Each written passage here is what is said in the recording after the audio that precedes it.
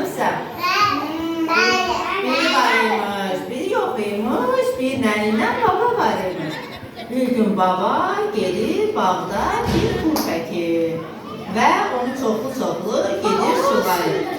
Ay sağ ol, sən danışarsan soruşdun da, yaxşı. Çoxlu su verir və onun bir dənə gözəl, sizin kimi nəvəsi var imiş. Bir dənə qız nəvəsi.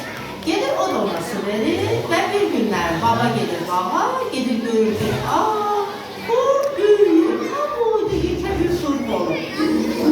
Baba istəyir turpu çıxarsın. Turpu dartır,